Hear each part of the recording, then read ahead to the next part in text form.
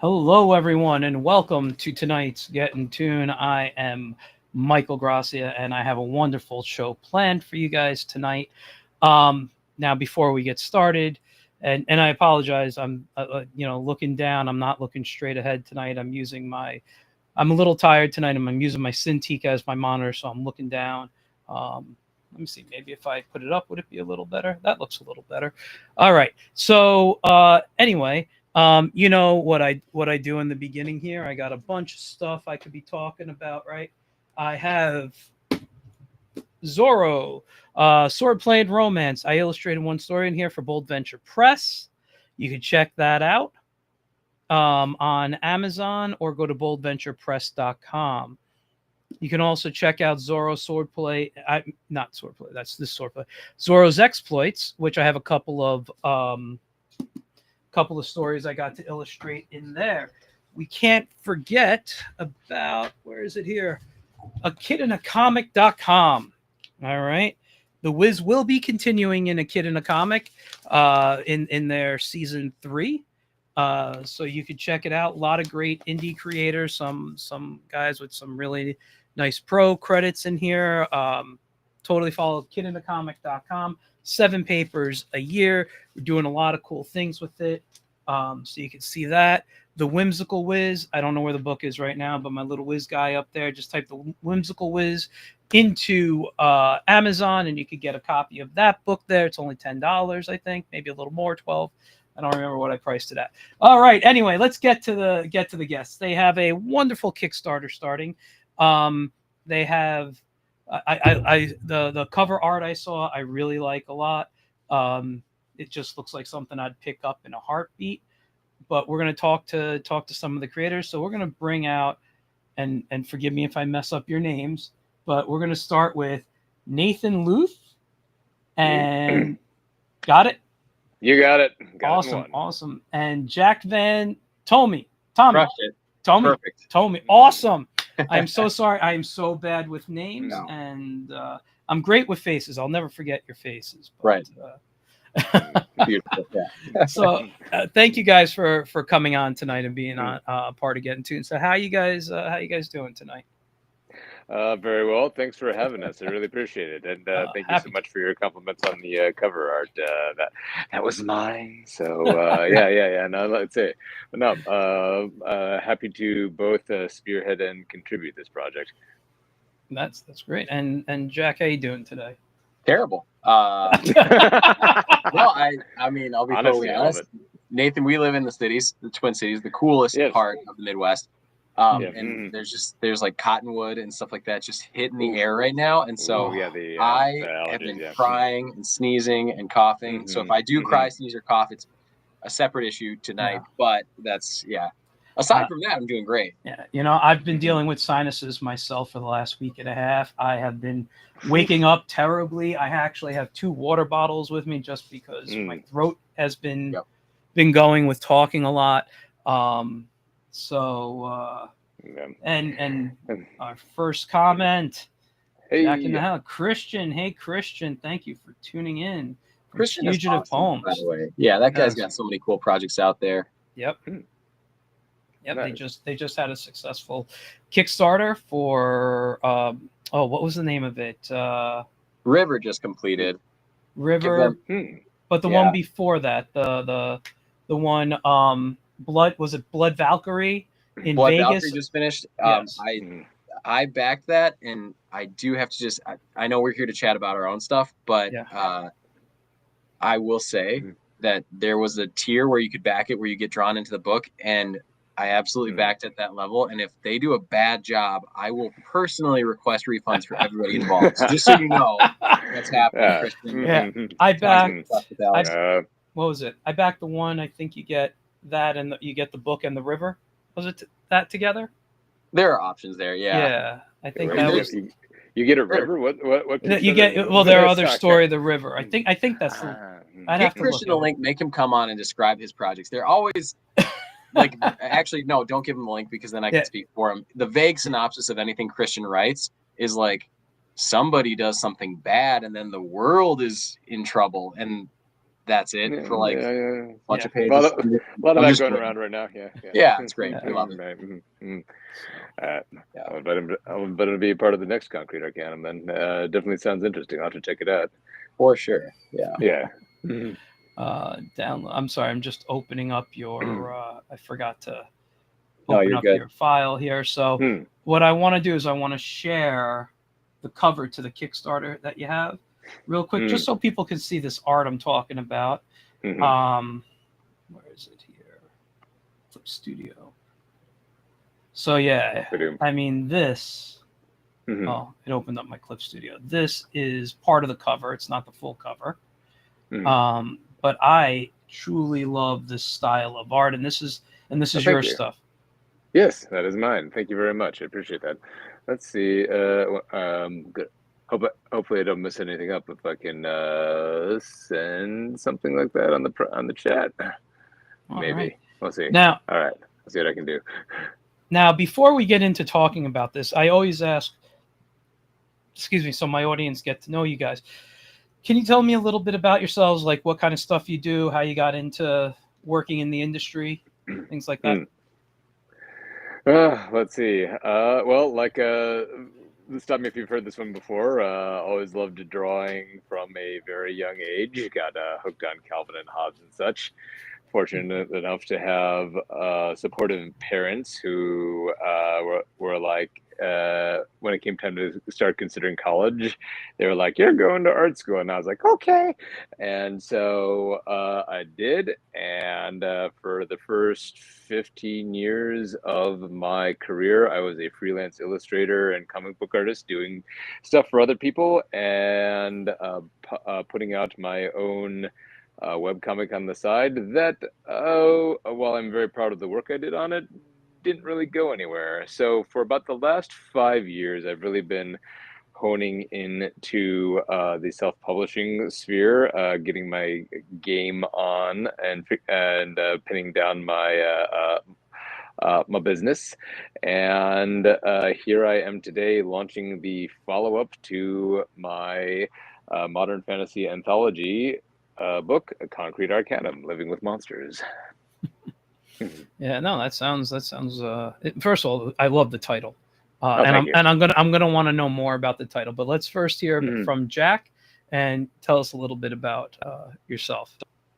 Yeah, I mean, big kudos to supportive parents out there. Not everybody is fortunate enough to have that. Like Nathan, that was very similar for me. Drew all the time. Found ways to draw Transformers or whatever dorky thing I was into at the time, and no one ever told me I couldn't try something new. So if you ever look at my work in any number of spots, whether it's in anthologies or a part of the Comic Jam, which I think we've talked about in the past, I really love exploring, and I really love playing with different art styles, and that has been kind of the core of what I've been doing. Never really worked full-time as like a commercial artist or anything like that, but because of that, it's allowed me to pursue passion projects and interesting stories like the ones that Nathan is highlighting in Concrete Arcanum, as well as, tons of other anthologies and projects where people are kind enough to let me participate in the storytelling and, help do to it what they want done. So it's been a ton of fun. And honestly, the story that I got to help tell in this one is a really, really cool story. So excited to chat more about it. Awesome. So yeah, Nathan, just so you know, I don't know if you know, but your camera went off. Oops, excuse me. Yeah, I do apologize. I'm on my iPad, currently trying to figure out how to share stuff with you guys. Like, let's see.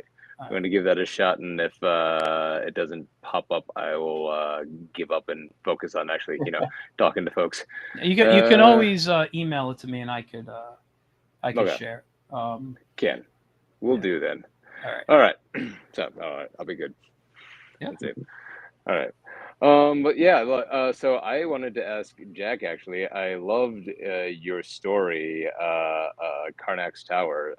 I want to hear a little bit about your and I also happen to be a fan of Lovecraft and Lovecraftian stuff. So that really stood out to me about yours. It's a modern fantasy anthology, but you really towed that line between, modern Lovecraftian and modern fantasy. So I want to hear a little bit more about where that came from. Was this a story that you and Patrick kind of developed together, or is this a direction you took with it? Or what's up with that? Yeah, I love that phrasing too. Just what's going on there? Yeah. No, so Patrick and I have known each other for a really long time. He and I were best buddies in college, which now is like, I don't know, 50 years ago, something like that.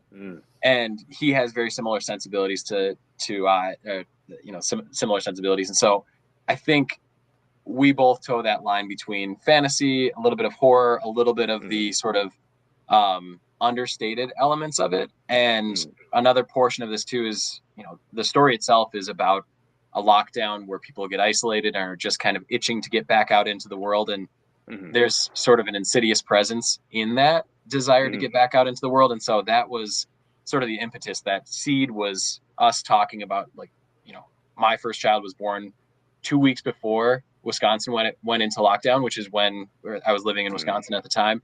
And the whole world shuts down, and all you want to do is get out there and share the joy, share the cool, interesting things that are going on in your life, and you can't. And so that is this isolating, bizarre experience that I think a lot of people have gone through and unfortunately continue to go through. And so we kind of started from there and evolved into, there's this other side of the world that is sort of this corporate business presence, this sort of monolithic thing, these buildings that have no real character to them.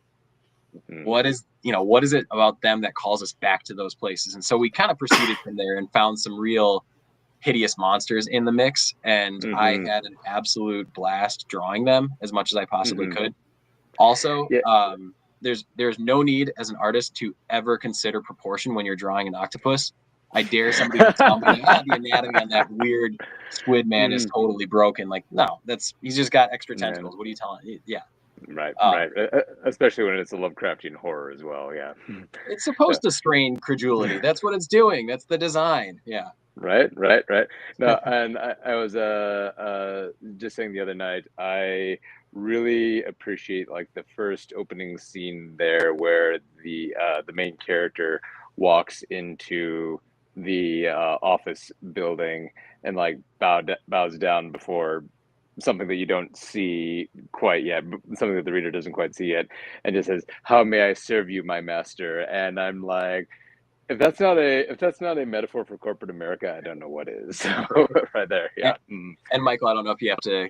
Yeah, no, I'm going to turn off my screen share. I mean, I could keep it up, but on the side. But so sure. I can show you here. Here's the finals, right? If you really want to get around the book, try to peek into the background to the grayed out pages. But for the moment, I can show you some of what's going on here.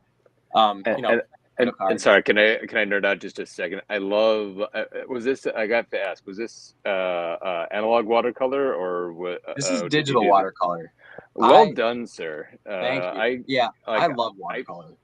Yeah, you do it. You made the digital. Like usually, I can tell the difference, but I could not with you. Yeah. So that's high praise. I hope. I legit thought that was like that you did this analog.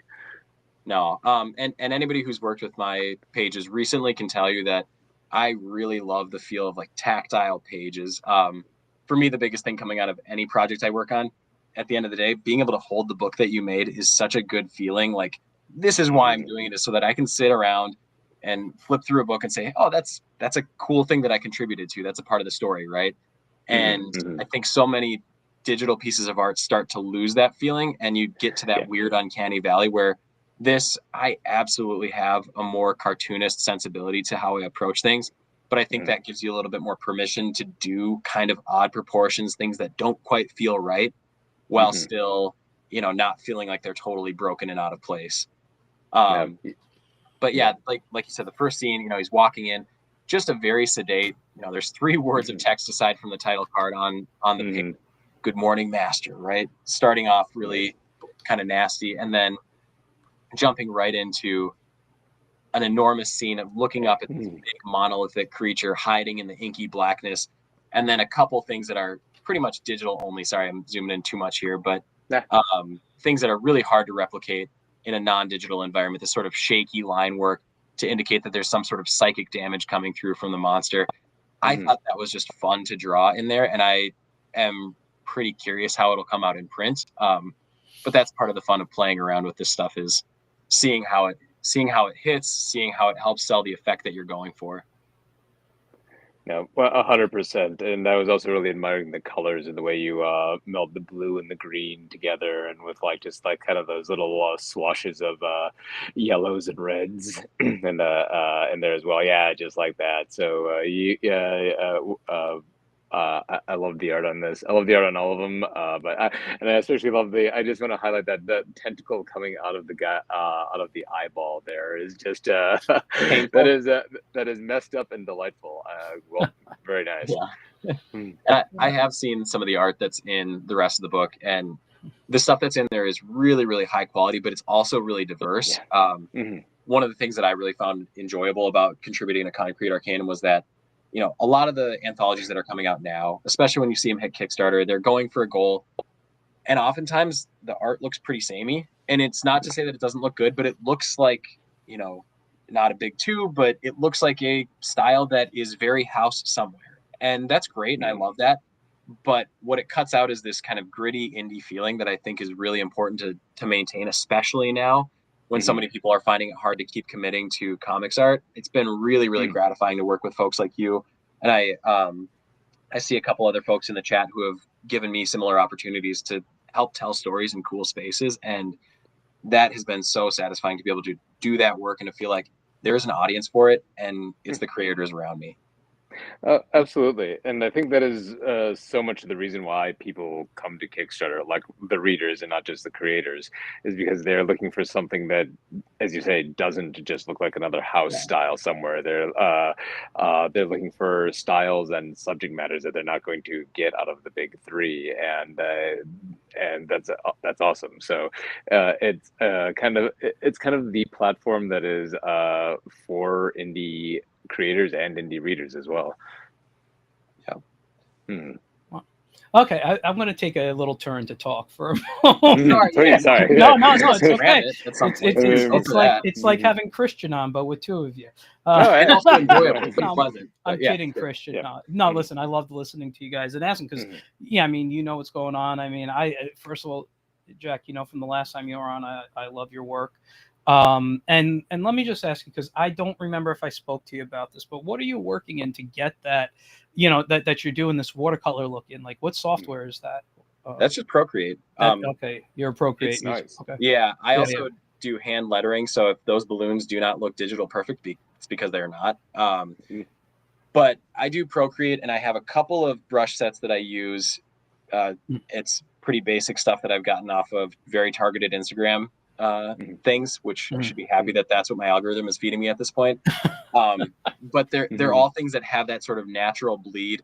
It is a little bit of a delicate balance to get it so that the brush behaves the way you want it to. But oftentimes I start from a pretty simple grisaille approach, like get your lights and shadows in, and then apply some sort of a wash or a shade over the top of it with a digital watercolor, and it comes out pretty nicely. The tough thing is I usually use like a texture on top of everything. So like a straight paper texture set to a multiply blend. And with these pages, because they're going to hit print, they'll get that paper texture after the fact. So I don't usually add those on top of there. Okay. Interesting. Nice. I'd love to see a little tutorial on that. I'm always fascinated by how different artists work, because I don't, what's it called? I mean, I know how to use watercolor traditionally. Yeah. But I you know, being colorblind, as I mentioned the last time you were on, I have trouble digitally painting, you know. It's really tricky. So so it's like I always love just watching those type of things. But and Nathan, I wanted to make a comment on something you said earlier, like how you were getting into comics. I really enjoy when I hear someone say that they were growing up and they were reading Calvin and Hobbes. Yes. Usually I get people like, oh, well, you know, I read, you know, Superman, or I read this stuff and I was really into these Marvel books. And, you know, when John Byrne redid Superman, or when Jim Lee took over X-Men, like they're talking about, and my background is in strip format. That's what I consider myself more. I do anything, but I'm more of a strip artist. And I love telling stories in that format. And Calvin and Hobbes, number one, always one of my all-time favorites. But but yeah, I mean, I have a copy of the not that I really want to turn the camera right now, but I have a copy of the final strip hanging up on my wall. That's it. I'm not in my home office, but I have a print from Bill Watterson that he sent me as part of a form letter. Like I wrote him when I was like 8 years old or whatever. That's cool. But so he responded with a form letter, and like a little poster print. But I did not care. I still framed that, and I still have it to this day. So, I would too. Right? When I was a kid, my father wrote to the National Cartoonist Society because I really wanted to be a cartoonist, and they sent me so much stuff. Like I might have been like 8 years old, and I was like, I want to be a cartoonist, and surprised my dad called up, asked anything, and they sent me, and I still have copies of the cartoonist profiles where like it's all about the different artists, and they what is it? There was a magazine I think they called Cartoonist Profiles, and they were like, it was just all industry stuff. Plus they sent me I don't have anymore. It was an orange like foldable thing of different characters describing different strips, and I just used to trace those characters and draw from them. So I destroyed that, but I still have the books, and they're on my shelf above me, and I'll pull those up. There's a great Milk Kniff, I believe, in the Cartoonist Profile, like his breakdowns of comics and stuff. But, right. No, like there's so much you can learn from these strip artists, just in terms of storytelling, but also timing, and timing work cuts both ways. It can be both dramatic and comedic. So like I think people look at short form and be like, oh, it's like the funnies or whatever, but it is hard to work in like a 3 or 4 panel format and land a joke and make it funny. The people that do that do not get enough credit. Yeah, and if you want to see how difficult it is, please visit at the Wiz Comic on Instagram, and you can see not everything hit. So, but it's a learning skill. Learning. Right? Yeah. But I tried. I mean, I've been doing it. I did the Wiz for 2 years, and maybe one day I'll bring them. I've been writing new strips too for other characters. I actually been playing with one. This is just fun, just the audience. I don't know how much you'll like it, but it's all about, I don't want to say the word life in hell, because that was another, he's got that. But basically it's about the devil, and and can I make the devil funny? That's what I really wanted to try to do. Nice. So I got some strips. I even penciled out. I wanted to go traditionally. Got my cut it down. I'm going. I'm even going to be hand lettering. I'm doing it all. So the old Ames lettering guide out. Yep. Wow. Got everything. That's a tough fight. All respect to anybody who does hand lettering. That is like, if you can do it and are good at it, more power to you. I do not have the patience for that. Oh yeah, I spent some time working at a couple of companies and as a production artist, and some part of my job was hand lettering, and I now cannot write in lowercase or in script because everything is caps for me, because I lettered for so long. And I had a good friend who passed away. His name was Dan Necrosis. Dan was a letterer for a lot of different comics for years. He actually created a little guide, and I have a copy of his guide. So when I hand letter, I pull out his guide. And nice. And I think I've mentioned it on the show, but for you manga fans out there, before like Viz came to America and took all the comics, he had a company translating comics, manga into American, and he would do some production art, editing out things you couldn't have in American comics.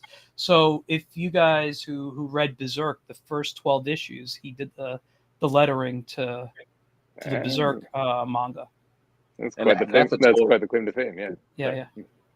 And he did for Marvel. He was doing Marvel stuff before whatever company took over. But the 70s Spider-Man manga, he did that work too in America. So he had to edit out a lot of scenes for that. But yeah. Anyway, enough about that. And let's. I just wanted to make those comments earlier. I didn't want to interrupt you guys because I really enjoyed you guys talking. Well, this is our first time chatting too. I mean, so the funny thing is, we live probably like 30 minutes away, but through just coincidence, you're on the east side of the cities. I'm on the northern side. Yeah. But no, I mean, just to piggyback on that, Michael, letterers, I will say this once, nobody quote me on this because I think Tom Lynott is in the chat. Letterers do not get enough credit except from other letterers. So good for them. It's great that they've got their little community, but it's a whole skill set. It's a knowledge of how to not overstep the art. And having done my own novice work on my own pages, it is really challenging to do it right. Like we're talking pixel adjustments to make sure that it centers just right and the negative space is proper. There is a little trick though, just for centering, is for every you count out the words per panel. Yeah. And you figure out how many have to be on each line, and then you figure out where it is. So if you're just saying like, hello, my name is Michael. Yeah. So how many in hello, how many, my, and then name is, so you do the math there, and then Michael, and you count all that out, then figure out how many have to be on each line. And then you just do the math of where the middle is going to be on what letter. Yeah. And then you do that for the bottom. So, and then you just write in the opposite directions from that letter. I'm sure watching you sign a check is a really interesting experience at this point. All caps, starts with the G, backs out to every other letter. Yeah. It's gonna be great. Wow. I'm just amazed by the amount of thought and effort that is going into this. But to what you said earlier, yes, I always agree that letterers do not get enough credit. Yeah. I always say about letterers what the Futurama episode said about being God. If you're doing it right, nobody can tell you're doing anything at all. We've all seen the bad letterers too. Those are like nobody notices lettering until it sucks, and then everybody notices it. Yeah. Mm-hmm. So let's get back to your story, your book. Yes. Before we get into this, I don't know why I got blurry all of a sudden, but the whole, what does that say here? The whole portion just shows me I'll never be a good. I mean, that's why I do digital, Mr. Snyder. That is why I do digital. Yeah. But and don't get me wrong, these days I do it. This is just more of a test for me. Can I still do it? Can I, and do I want to continue doing it? Stubbornness, I got it. Yeah. But anyway, let's get back. Before we get into some of the other type of stories, before we talk about the Kickstarter specifically, can you tell me how this project came together? Well, let's see. It always been fascinated by how if you give two artists the same concept or the same idea, they will come back to you with completely different end products. So and like I always tell the young scrubs that are always coming up to me like, I got this great idea. Like the idea is only worth so much. Like it's the execution of the idea that really matters. So here we have 30 different creative teams, 45 different creators in all working with one premise, and that is, what would happen if it became mainstream knowledge that magic and monsters are real? Like after that, I let them go nuts with it, and each one of them has come back to me with a new and awesome and interesting story. There's some that are heartbreaking, there's some that are hilarious, there's some that are horrific. So it has been a great delight to watch everybody provide their take on things. So that has kind of always been the idea that I've enjoyed. I first put this together about a couple of years ago when I launched my current ongoing series, which is a modern fantasy called The Canon Evangel, and I kind of took that premise. That was kind of the core behind the setting. There's been a magical reawakening. The mainstream world has found out that magic and monsters are real, but I wanted to kind of see what other people would do with it. So I put out the call and had a number of folks, express an interest in it, put it together, threw it up on Kickstarter, kind of was like, okay, everybody point your audiences at this thing all at once, and bada bing, bang, boom. It wound up being the biggest Kickstarter I've ever launched. And I had a lot of fun doing it. But holy cow, it was stressful. I like to say I found a way to, like with your average Kickstarter, you're just giving one comic artist anxiety. With an anthology book, I found a way to give 45 comic book artists anxiety. The targeted shotgun. Yeah. I love it. Yeah. And so. As kind of the guy in charge of this, I also had the added pressure of not only am I, maybe disappointing my audience or whatever if it doesn't fund. Now I'm also disappointing every other creator who contributes if it doesn't fund. So, after I finished up the first one, I was kind of like, well, that was fun. Let's never do it again. But my girlfriend was already like, when are you gonna make the next one? When are you gonna make the next one? And so I'm like, just give me a second here. And then I kind of put it out of my mind and didn't think about it very much after that, until just earlier this year. Or excuse me, late last year, I kind of pulled my audience and like, okay, what project are you the most interested in seeing from me next? And the number one answer was a follow-up to Concrete Arcanum. And I'm like, okay, so it kind of put the bug in my ear a little bit. I did my year-end inventory and realized that I had already moved more than half of the print run of the first 1,000 copies that I printed, and then so I'm like, okay, maybe I'll put out a call for creators and stuff like that. So then I did that, and I was like, again, at this point, I'm still kind of like, like, yeah, we'll see, right?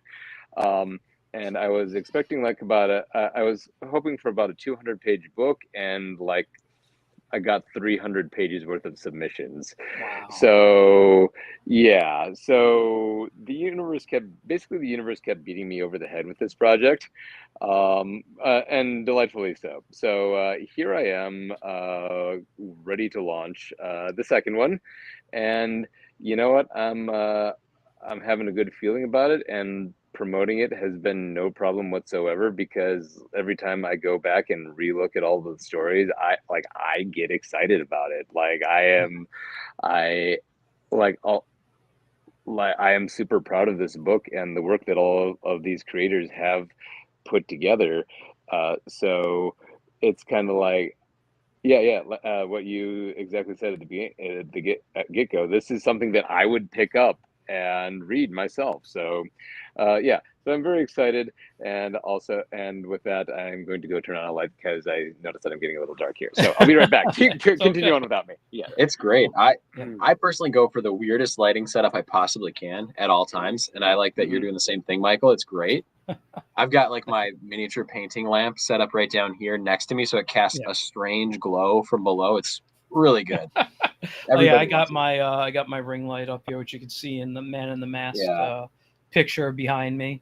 Which, by the way, for those, it's been a while since I've talked about my background here. This is all indie artists for the most part up here, because my show is all about promoting. So what you saw there, the Man in the Mask, that is Mike Belcher, who's been on the show a few times, but he's been doing the Man in the Mask for a while. I don't know, for many years. It's a brand new character that he created. I don't know. I think he has like 5 or 6 books out right now, but he's a legacy character in the story. So it was a whole brand new creation. But if you like Silver Age and Golden Age comics, there's stories of the different Man in the Mask, and it's like passed down through generations. The other one next to it, The Last Dominion, that one is Jay Piscopo, if you're familiar with his art. All public domain characters. And then since I'm kind of cut off, I have a Captain Harlock up there, black and white. That was done by my friend Enoch, who's been on the show. And I can't remember what video game. It's too dark for me to see up there. That was J.M. DeSantis, again, good friend of the show.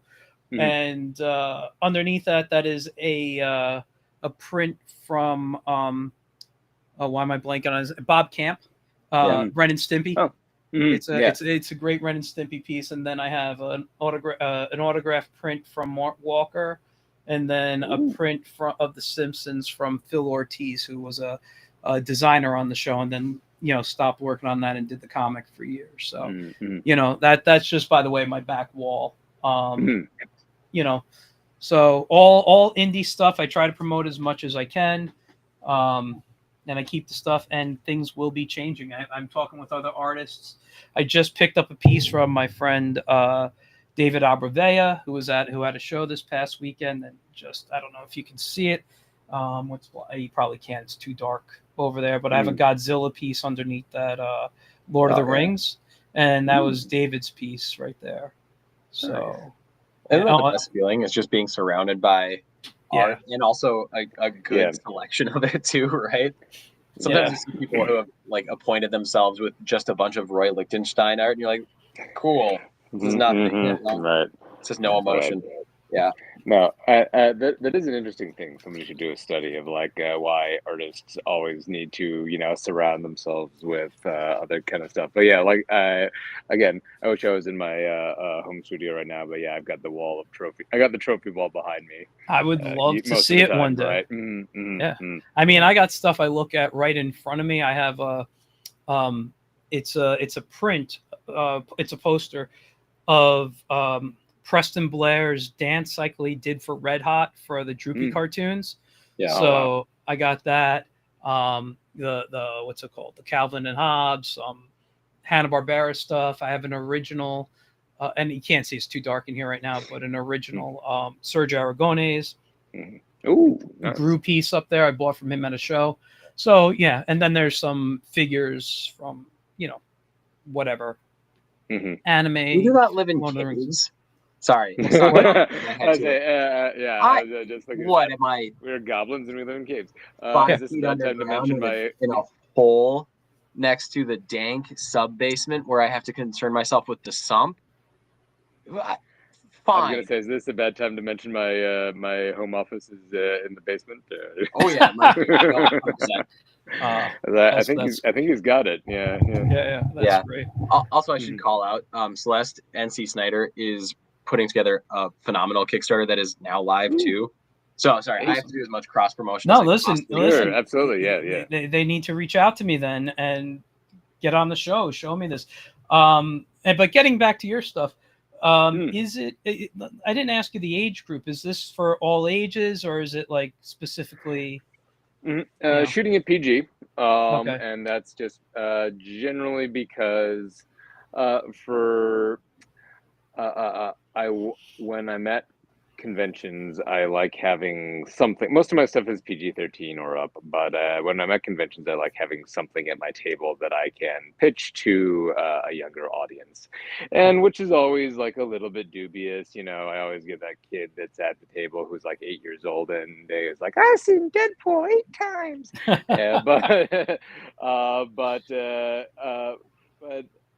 I just like to intro younger people into the genre a little bit and have something that's a little bit more accessible to them. So there's some light swears, there's some gross stuff, there's some butts, but no over the top gore, guts, sex, drugs, and rock and roll. So yeah, no, that's great. I mean, you sound a lot like me as who I target as audiences.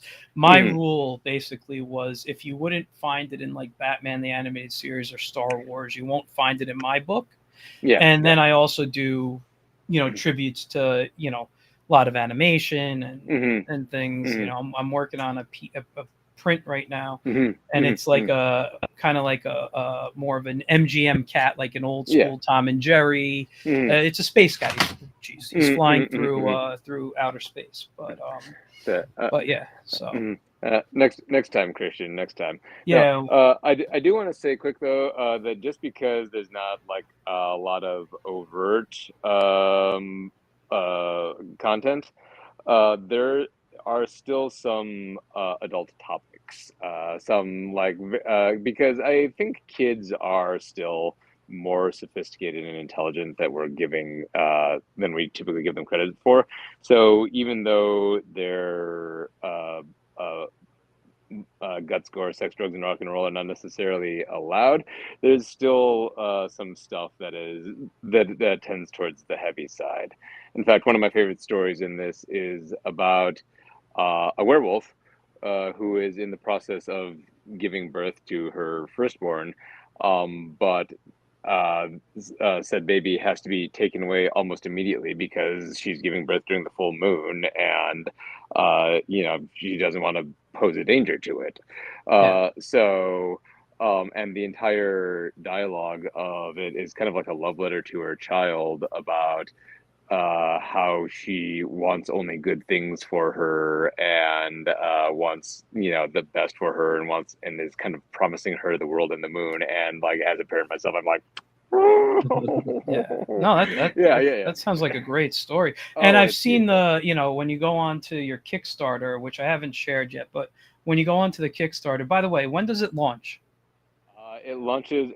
Is this live or are we? Okay, live. Imminently, yes. Okay, we are live right now. It is launching the day after tomorrow, June 6th. Okay. I've set up a convenient redirect link. You just do concretearcanum.com, and that'll take you right to currently the pre-launch page and the launch page when it goes live. Yeah, and when you click on when you're on the launch page, which let me share the screen right now. Oh, please, and thank you. Let me hold on. I think I still have my replace screen sharing window. This no, that's Clip Studio. Where I did. Oh, here it is. Share. And now I gotta open it up. There we go. Is this all right? Yeah, this is the right. You got it. And when you come to here, you can read a preview 10 of the stories. How many stories are in there total? 30. 30. So the 10 page preview, if you can download right now. I did pledge that I would leave that up once we launch. So if you want to grab that quick, you still can, but it will be on the page after we launch as well. Okay. So that's my story right there. Yep. And I'm just going to go through some of the art, but I saw the werewolf, I believe, story you were talking about. I haven't had a chance to sit down and read any of it yet, but just art wise and like pacing and paneling, I thought looked great. And I'm looking forward to having a free morning or something to sit down to read these, because I what I'm seeing just excites me. And there was a lot of editing work that I think went into it too, right, Nathan? Because I know there were different checkpoints, and I will say you got me to get back on Facebook for 20 minutes, and I will never forgive you for that. I'm sorry. Yeah, no, it was a production group. It's necessary to get in touch with folks. But like just the different check-ins and things like that make it really helpful to see what that community looks like, and that's been really nice part of the experience, as well as getting exposure to artists that I haven't crossed paths with. And that is kind of the behind the scenes chunk of this that I'm really passionate about is the networking exercise that it kind of is getting artists to connect with each other, maybe cross promoting each other's work, meeting other people in the community, because we do all live a rather solitary existence a little bit, working in our cave basements with our treasures trove. Yeah, just having some kind of connection to the other people in our community, both in state and abroad, was kind of an important component of this to me. So, but yeah, no, I totally hear what you're saying. Like about halfway through the production cycle, I was like, yeah, Facebook isn't really working for a lot of stuff anymore. So let's see. Yeah, I think this is going to be the last Concrete Arcanum that is going to be on Facebook. I've started up a Discord channel, and once if and when I don't want to jinx anything, if and when there's a Concrete Arcanum 3, I think the community will be primarily on Discord or email. I gotta say, I love the different styles that I'm seeing throughout this book here. Yeah.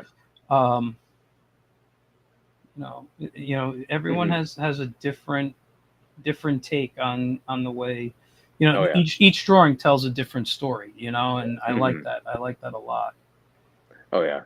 And no, I was gonna say, and the idea of like the indie feel that Jack was talking about earlier, like I see that in specifically this one. This reminds me of almost like 90s indie books. Oh yeah. Yeah. That is Seamus's story. He and I go way back to college together, and it was just kind of a random one-off. Like, hey, I wonder if I wonder if he's doing anything right now. So reached out and got a whole YouTube channel and his own network going on. So yeah, absolutely wanted him to be a part of this. No, it looks great. I love this here. Right. And this is the werewolf story I think you were talking about? Is Just Another Day by Hannah Smith. And again, this is another one where I just love the colors and like just look at the density and the lushness of that. Like that's like a Where's Waldo page right there. You can just get lost in it. It's so crunchy with the textures on there too. Right. Hannah's art is super, super cool. Yes. And it's also a limited palette. A sin that I'm pretty guilty of myself is trying to introduce like color interest into shadows, which sound like, oh yeah, everybody should want to do that. But there is a value in limiting your palette so that you can use purposeful colors in the right way and use lighting in the right way. And Hannah's, nailed it on these pages. Oh, 100%. I love this panel. I'm sorry to interrupt, but man, this panel is just gorgeous. Yeah. I'm sorry though. You were gonna say. Nah, nothing new. Again, every time, like I said, every time I go back and look at this stuff, I'm like, I'm just thrilled. I'm just very excited to have at least played my part in putting this together. Yay! And they gotta get better than me. Oh! This one, this one is delightful. Like, again, I love all of these. And I don't have I try not to play favorites, but this makes me laugh every time I pitch it, because this is about a pack of werewolves who bring a furry along for their evening hunt. Oh my God. So there he is. That is hysterical. Right. So yeah, this that dopey face is so good. Yeah. Mallory is a great and hilarious writer. I'm so glad to have her on board. I think that this is this makes me giggle every time I look at it. I haven't had a chance to look at comments, so hold on. Hi to Dylan. You guys are just talking and. Oh, I'm chatting right back. After yeah, you see me looking to the side. I'm sassy. These are sides. Oh, that's fine, man. That's fine. You're doing great. I appreciate it. I'm just I had the thing covered, so yeah. God, all right, now here is the Moonlit Promises by Andrei Ostapenko and Brian. I'm gonna blank on his last name, and I apologize. Malfatti. Malfatti. There we go. Thank you. And I'm sorry, but I just want to make sure he has 2 A's in his name. Yeah. Okay. So I'm sorry, I didn't want to point out a typo. Nope. I always appreciated. Well, they put it on there, so I'm hoping they know how to spell their names. But let's see. But yes, this is the one that I was talking about the werewolf's love letter to her baby that she's in the process of birthing. So that's it. But yeah, like again, limited color palette, just like that particular shade of green just feels so eerie, and that red is so primal, and yeah, right. Wow, I love this. Oh hey, yeah, all right. Well, hey, there we go. We got a little crossover. Celeste's work is pretty cool. While you're scrolling through here, I'll just quickly mention that Prism is, like I mentioned, it's out on Kickstarter right now, and pretty cool book with a similar kind of correct me if I say anything wrong on here, but like a modern fantasy take, quite a bit of a mission of, hey, let's tell some stories that can help make things better, stories that will make people feel good at a time when there are things that don't feel great in the world. And that's a really cool project to work on as well. Different approach, but I think that same kind of community building spirit that's been really cool here. Absolutely. And again, I just have to highlight, there is overlap in some creators across that book and this one. And fantastic. The sense of community and the spirit around there has been just phenomenal. Like both of these projects have been really good for me as an artist to get that exposure and those connections made. Yeah. And then Celeste, please reach out. Let's do some cross promo action here. That would be fantastic. Yeah. Wow. I wanted to scroll up to just one of the arts, the layout, everything was just one of my favorites, just looking at it. And I think it was the one before this one right here. Yes. This is just like, I just love, when I saw this, I was like, this is the comic for me right here. That is a contribution from Thane Frederick Benison. I'm thrilled to we cross paths at conventions quite a bit. He's based out in Denver, and I just love going to his table. The man is a master of the form of comics. Like every time I go past his table, he has some new doodad in which you fold the page a different way and it tells a comic story a different way. He's just completely gamified his books. So and master storyteller. So he was one of the people that I knew when I was putting together a second one. I knew I had to invite him, and I was absolutely thrilled that he had the time to give to it. And and you can see why right here. Is just and the funniest thing about this one was when he was posting it on the Facebook group, the bastard only posted the first 3 pages, and so like everybody was like, I can't wait to see how it ends, and my girlfriend was like looking over my shoulder, was like, where's the last page? Like, oh my god! So right. So he's fantastic. And this is this is the perfect example of what I was talking about earlier, where just because it's PG doesn't necessarily mean that it's, for kids, Yeah. Well, dark and heavy stuff can fit in children's stories. I will take any opportunity I can to plug Tolkien. I don't know if you've ever heard of his work. But those are stories that intentionally do not avoid dark or heavy subject matter because it's real, it's present in the world, and I think that's a line that the stories toe really well, is that space between uncomfortable but not over the line. And I am the first one to criticize or recoil at the idea of like edgelord or schlocky stuff just for the sake of making somebody feel uncomfortable. Like, yeah, there's a place for that in narrative storytelling, but that shouldn't be the point of it. Or, if it is, it's not for me. Yeah, and hard agree. And I forget what the name of it is, but there's a word for like the creativity you get when you with restrictions. Yeah. So like how like the restricting your ability to express something in a certain way forces you to be more creative when you do so. So and that is another fortunate side effect of putting that little bit of content rating on there. Yeah. Yeah, I'm highly impressed. I'm looking forward to this Kickstarter launching, so I can look at your tiers, so I can see where I want to back. I mean, you have your digital, you have stuff here, but I mean, your tiers obviously aren't posted yet. You'll wait until. Nope. As I gotta keep a little bit of suspense going for just another 2 more days. And listen, I got it saved, so I'm ready. I'll get my email that it's launched, and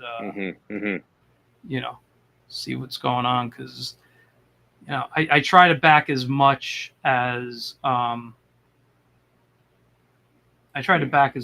can, but it's a little hard. Sure. Let's see, what is he saying? Creative limitations. 1,000%. Yeah. Yeah.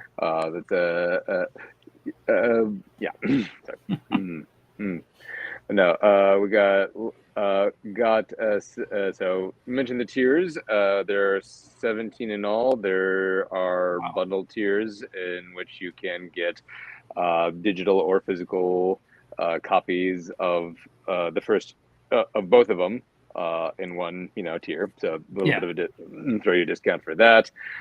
There's an enamel pin for the folks who like that kind of thing that you can also get.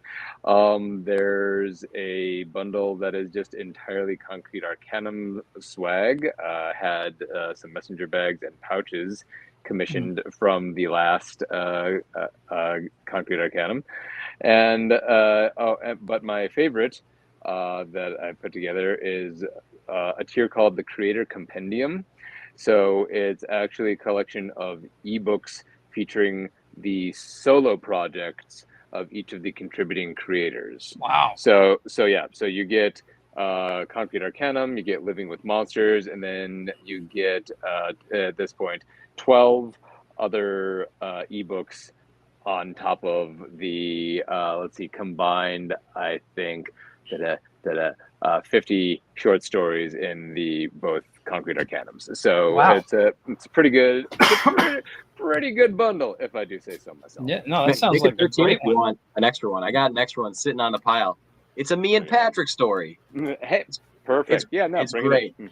Bring it in. It's not too late. Bring it in. Wow, that's. I mean, listen, that sounds like a lot. 17 different tiers. I'm looking forward to reading them. And I don't know. I just want this to come out. I'll be listen. I'll be sharing it as soon as I know that the Kickstarters are out. I'll do it on my Instagram or something. That's where most people view my stuff these days. But thank you. Yeah, no. This just sounds like so much fun. And for me, I'll always say this, because I'm not a horror fan, but I love monsters. I have always loved monsters, and I've always loved to draw humorous monsters, or monsters that aren't that aren't doing always like scary things, and I just always loved that type of a world. And even as a kid, like cartoons that had that feel. There was something, could have been monsters, aliens, whatever it was. And like a big, it was a cheesy cartoon, but back in, what was it, the 80s, there was Rick Moranis's Gravedale High. Like that's kind of what inspired me. I was like, oh, monsters don't have to be always scary. And you had like Scooby-Doo and the Ghoul School and all those cartoons, and that was like part of my childhood for like, oh, I'm going to have fun with this, So yeah, and I love that you're doing something kind of in the same idea. You're telling stories, monsters not, and you know, like you said, you have that one that talks about the werewolf giving birth, but that's just a part of life, you know, and how it is different, you know.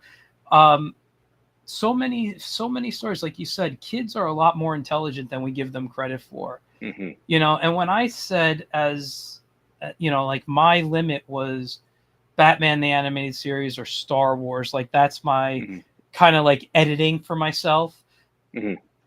How many like 8-year-olds are watching, or at least when the shows came on? I mean, I think I was 16 when Batman came on the air animated series. But like, how many young kids were watching that? How many young kids saw Star Wars? You know, and you know, it's like those kind of things change the industry. You know, Star Wars changed the way everything happened. Batman changed the way storytelling was done on television. And then a couple of years later, you get what was it? Toy Story, which just changed everything in the animation world. But you know, I mean, like we haven't had many things that you could really say, you know, change the way we do stuff. And those three things technically are the only things I can honestly say in the history of like entertainment, in if you want to call it modern entertainment, that really changes the way we look at storytelling, look at you know, what we could do with storytelling, you know. And so for me, like, those are my three tiers of how I look at stuff. And it's quality. And people are chasing them too. I mean, that's the cool thing, is when you see work that starts to imitate other pieces. What I like here is that there's a sincerity to the stories. And so, you know, that's not its own unique thing. That's not a sea change in how we've told stories, but it's calling back to, you know, these are human events, these are human stories, whether they're not, whether they're about something that's believable in the real world doesn't matter, because the emotions that are coming out are the, you know, the way the story is being told. And you know, Batman, the other ones, they all have those elements in them, which is what makes them such, you know, compelling stories. Right. And interestingly, completely unintentionally, there's become I've noticed a through line through all of the stories in Living with Monsters, and that is that for all of the weirdness that's going on, it's just about people, whether they're human people or monster people, just trying to get by and just trying to live their lives in this weird ass world that we're living in now. So while it is a book that is ostensibly about monsters, there's also something that is very grounded and human about it as well. Yeah, that sounds great. I just want to go to Christian's comment real quick. The Incredibles did a great job of combining children's fun and serious, even scary in real time. Yeah, no, absolutely. Absolutely. But the thing that I always remember the most from my childhood was the stuff that like didn't talk down to me. Was like when we like every series, like Batman, X-Men, and The Incredibles, like all had this moment where like shit gets real, and as a kid you're like, oh God, you know, and it just sticks with you. So like, and that kind of just glues you to it that much more. So having as I'm in the process of raising kids, I've come to the conclusion that kids aren't dumb. They have the same range of emotions as adults. They just don't know how to express them and manage them quite the same way as we do. Yeah, no, absolutely. I don't have kids, but I have nephews, and I know, you know, same thing. You know, I've hung out with them and at all age levels. You know? Oh, nice. Yeah, you learn the full range of their vocabulary for expressing how they're feeling, and sometimes it's limited. It's okay. Yep. Oh yeah. And that's when they get creative to, you know, get a little callback for creative limitations. They, you know, they have constraints and they operate within them, and sometimes they don't. Way to tie it all together. Good job, man. I got it. Yeah, no worries. No, that's great, because you know, I mean, I'm not going to stay on the topic here, but well, I mean, I'm staying on the topic of your story, but it's just I don't know how to say this. It's you know, it's obviously, people have played with different ideas with monsters many times, keeping them, trying to humanize them, but I love that every take, is, I'm not seeing copies. Like from what I've seen, I'm not seeing somebody trying to hunt monsters really. It's them being, just living as monsters, or if you want to say human, just trying to exist and do what they have to do to live. And I like that. I'm not seeing, hunters or anything right now, at least. And I don't know if that is in any of your stories, but it's just from what I've seen, though. It's a different take that I enjoy. Yeah, I didn't even notice that until you mentioned it. But yeah, no, there are no, and not by design. There are no monster hunters in this book. So yeah, I was gonna say, I'm wondering if that's a function of getting a whole bunch of weirdos who are used to hanging out in the basement and being slightly ostracized from mainstream society. That no, we all actually wrote stories from the monster's point of view. So yeah. Yeah, no, that's really cool. I mean, listen, I am honestly really interested in backing this. Thank you. I am looking forward to seeing what tiers are available and how much money I have available. So, because I got a show coming up, so now, kind of stuff has to go to paying for some of my prints and things. Sure, get it 1,000%. I mean, there's a fit for just about everybody on these tiers, which is the nice thing. And there's also, there are also those future Concrete Arcanums too that, this one funds, the next one comes up, that kind of stuff, right? Fingers crossed. Right. We'll see how it goes. There are those cross promotions. There are those bundles where like, hey, I didn't know the first one came out, and now I get a chance to read the stuff that came out there, that's a nice part of this too, that the indie comic community keeps its history, where I think you are 2 months behind on something that Marvel came out with. All right, go find it. Like it can be really hard to keep up with that stuff. But I think with indie comics, the volume is there, but I think people do a pretty good job maintaining custodianship of their work. Yeah, no, and I gotta say, because I talk with every week, I'm talking with somebody who pretty much has a Kickstarter for the most part. There are so many, so many different things out there. I talk with people who do superhero books, who are basically, I don't want to say trying to create their own Marvel or DC, but they live in the world of superheroes, and who can blame them? I mean, we all grew up on them for the most part. Then you have people, doing stuff like you see people doing humor stuff. I love when people do like humor supernatural stories. That's a big thing for me. I love like fantasy, supernatural, all that stuff. And that's what I tend to look towards is humorous supernatural things, or just humorous fantasy. But yeah, no, I mean, there's a lot of great stuff out there.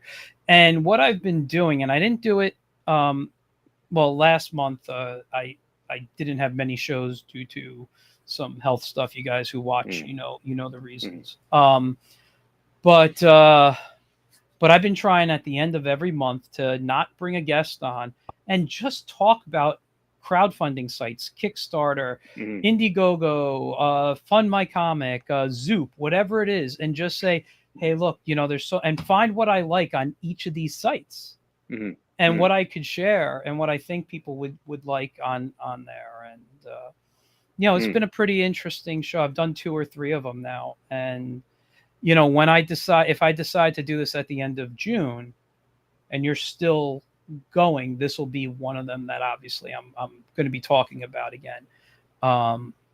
It just really is good, and I think more people should be on Kickstarter. I think more just crowdfunding sites in general. I want to see more stores going to them. Although, I mean, everything that happened with Diamond, what's going on with the comic industry. I mean, to my knowledge, there's under 2,000 comic shops in America these days. I do know some indie companies have been, there's some indie distributors coming on. And one of the bigger ones, Phil Russett. If you guys know who he is, he's a friend of mine. He has Philbo Publishing. He now has Philbo Distribution, and he's been signing some great companies, to indie companies, on there. So I mean, this is a good, he's someone you guys could reach out to, get this in stores, but I want to see more people coming on and finding, what's out there besides Marvel, DC stuff. David Aberveg, great job, guys. Hey, David, I tried to show your Godzilla piece, but it was too dark. So I don't know if you were watching at the time. The contrast looks better in person. Oh yeah, no, listen, it is a gorgeous piece, and if I just held it up to the camera, you're going to see reflection, and so go follow him on Instagram and stuff, and I'm sure that piece is up there. But yeah, so yeah, I mean, listen, I don't know what else to ask you. I mean, unless there's anything else you want to add, I think we should start wrapping up soon. This has been very thorough, and I appreciate your time. Thank you so much. This has been fantastic, and I love just talking art and craft and comics with anybody. No, listen, go ahead. I would just say, I would echo what Nathan says here too. I mean, this has been, it continues to be a pleasure chatting with you, and also just finding the community. Like you said, we want people to find comics that are not just Marvel and DC. And a part of that is people like you that are helping folks get those connections, helping folks make their work get out to a broader audience. And whether or not somebody listening in now or watching later can back it, frankly, that's up to them. Yeah. But just knowing that it's out there and supporting the work that's out there, whether that's a share or whatever it is, it all helps people feel the encouragement that's needed. If this campaign fails, so what? I made a cool story and I got to tell it. Yeah, would it have been nice to hold it? Sure. But at the end of the day, like, you are the people that are keeping folks going, and I genuinely appreciate it. Oh, thank you. I love doing this. I love talking with creators, talking, about their books, their products, just the art talk, about the process behind it. I love all that. And you guys, honestly, welcome back anytime, and we could totally do like just process stuff. We were talking about lettering earlier. I'd love to hear or even see a demo of your watercolor stuff. It's we should totally. What you wish for. I have that ability to do that, like slow-mo playback of all the pen strokes, and you can see all the mistakes that I covered up with the undo button. Oh, that's the beauty of Procreate. I mean, I'm more of a Clip Studio person, but I do play around in Procreate. I gotta be honest, I'm an Adobe ho, so I know. I mean, listen, my story. I'm just old and stuck in my ways. Okay, like I will tell you, I still do things. I'll click key commands and I'm like, oh crap, that was a Photoshop. Key command. I've been using Photoshop since '95. I only stopped last year. Same. And so I've been through so many iterations. It literally was like losing a friend when I first stopped. But I was just paying so much money for really just using Photoshop. Yeah. But every now and then you'd get a client that I would need to be an illustrator for. Or I would need to be in Premiere or something, and I'm like, I'm not getting enough work. I'm like, I might as well just kind of stop and I mean, I have a day gig anyway, so it was like I didn't really need all that, and now all my free time is my my creativity goes to me, and that was to indie comics. So, but yeah, I still miss Photoshop. I still miss it daily. All right. Yeah, you guys, I want to thank you all for taking time out of your day to hang out with me, to share all this stuff with everyone here. And like I said, you guys are welcome back anytime. I am happy to talk with you. Good luck with this. Thank you. Yeah. And like I said, I have it saved. I will be as soon as I know it's launching, I will be sharing this. And if at the end of the month I'm not doing an interview because I want to catch up on things since I missed a few weeks of interviews, I'll be talking about this if the Kickstarter's still going on. Sure, awesome. Absolutely. You're the man, Michael. Yeah, right, thank you so much. I appreciate you and appreciate your time. Oh, anytime. And again, good luck. Thank you for coming on. With that, guys, have a great rest of your day, night, whenever you're watching. And please make sure to go back this project. All right. Awesome. See you guys soon. Bye. Thanks, guys. Michael. You're welcome.